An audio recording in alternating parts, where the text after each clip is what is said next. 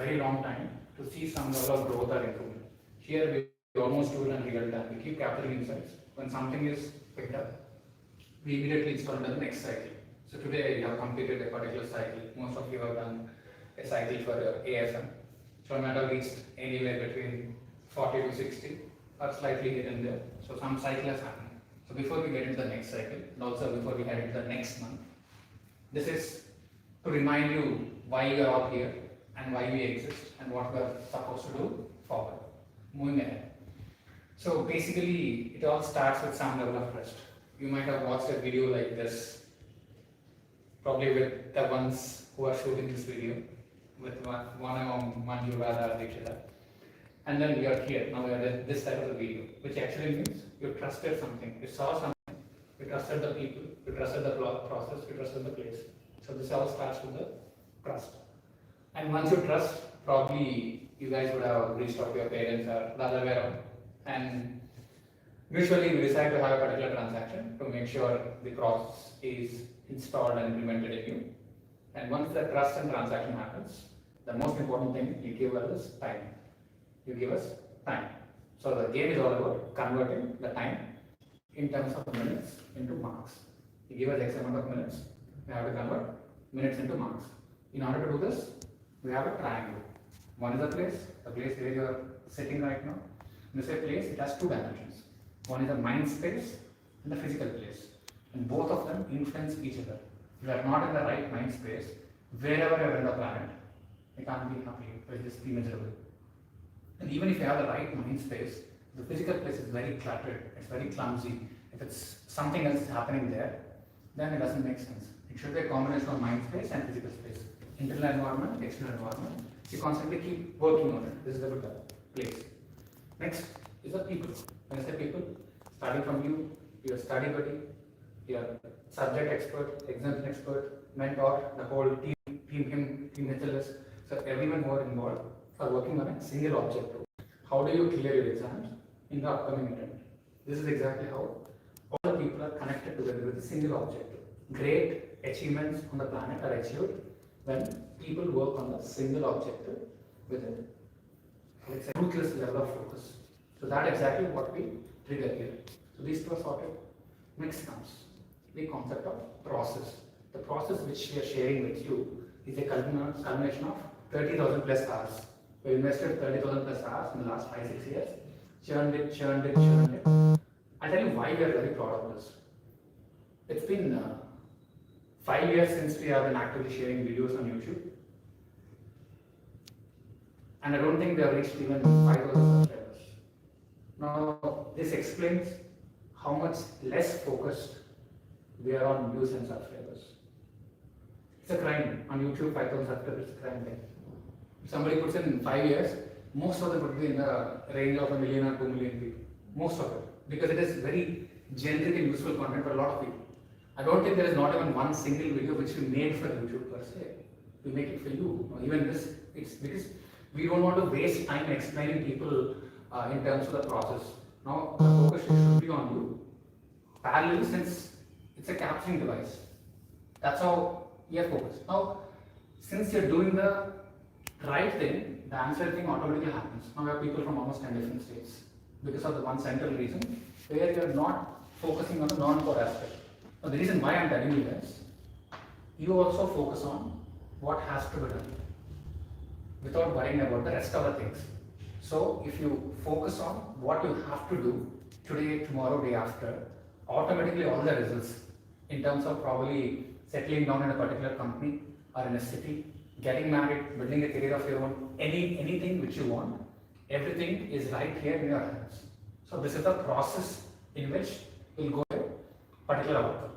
So moving ahead, apart from what we have already discussed and implemented, the first and foremost thing, I will remind you a day with him or a day at HLS, how it has to happen. The first and foremost thing, the moment you wake up, start writing previous day recall. Recall what you had done the previous day, write it out. Immediately, within 1 to 3 seconds, you keep a book by your bedside, start writing it down. Because 5 a.m. all the lights will be on, 10 p.m. lights will be off. When you wake up, most likely the lights will be on, So start writing previous day revision. Then the next schedule depends on the magic of mornings, depends on the mentor. For some of you have been thinking of making you revise what you studied in the previous day and all. So once you do the previous day revision, next is the transition hour, which is a MOM hour, magical mornings. It has a combination of meditation, breathing, depending on what we do, or sometimes the subject expert tells you what you have to do in the targets. Once it is done, next important thing. One is PDR, next is 6 to 9 study hour. We call it the MOM study session.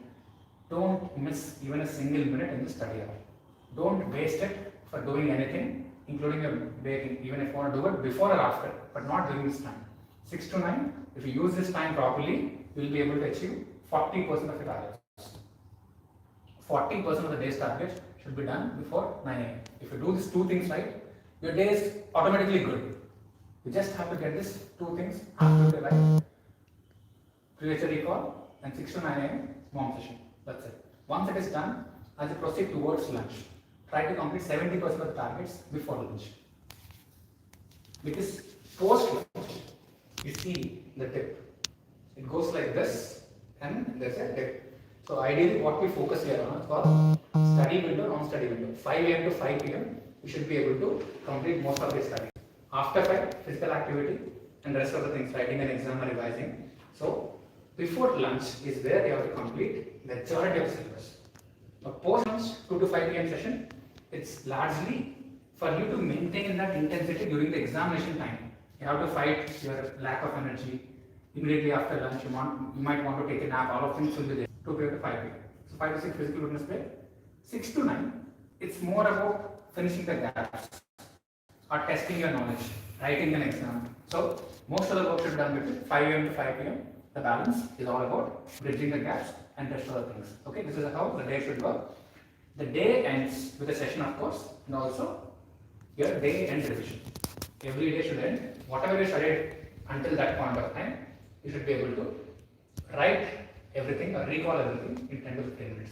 Starting with previous day recall, ending with day end revision. These are two things which should happen. How your day starts, how your day ends. Mom, dad. Okay, these are two aspects in terms of how things have to work out. Is it clear?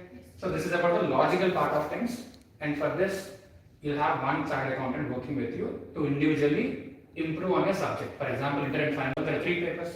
One is a king subject, where there is a chance of scoring 60. If you have to hit 60 in a particular subject, there has to be some additional focus. In a particular group, a king subject where you have a chance of scoring 60, a queen subject where you have a chance of scoring 50, a pawn subject where you have a chance of scoring 40. 60, 50, 40 at a basic level.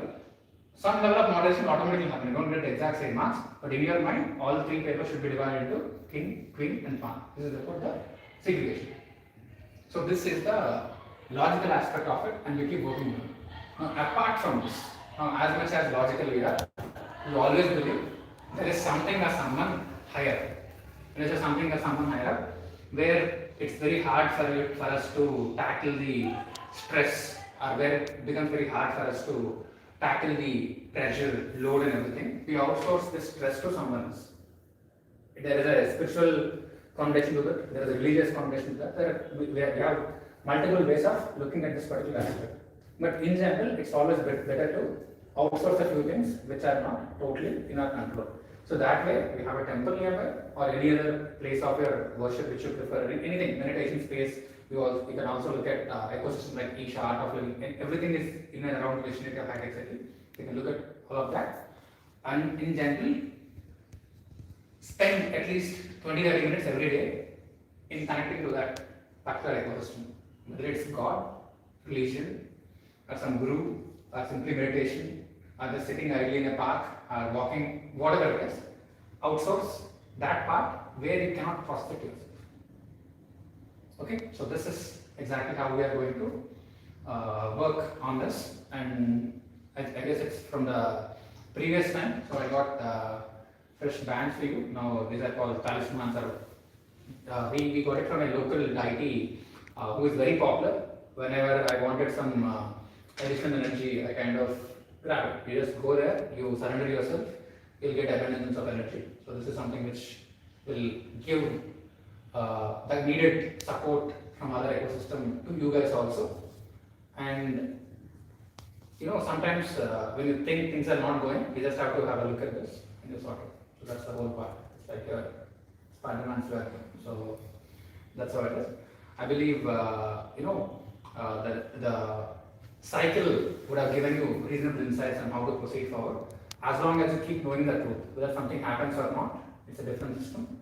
But you always have to understand that where you are is a realistic perception, not a emotional perception. Where you stand has to become very, very real. So when you know where you are, it is very easy for you to go where you have to go.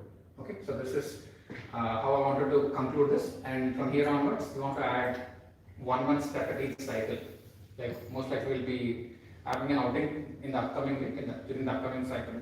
Anything. So each cycle will finish a target and we'll have something to cherish upon or look upon. Clear? So can we repeat the one last spin challenge with more vigor? I accept the one last second challenge. All of you together. I accept the one last attempt challenge. Fair enough. This time no retake, so it's reasonably good and one attempt. So from our team, based on the insights I got, based on the papers, I think you are doing a fabulous job. So you're helping us, live our dream of pass guarantee program where everyone comes and everyone clears in one attempt. Okay.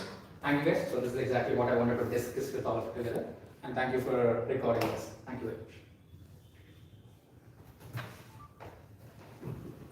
One more important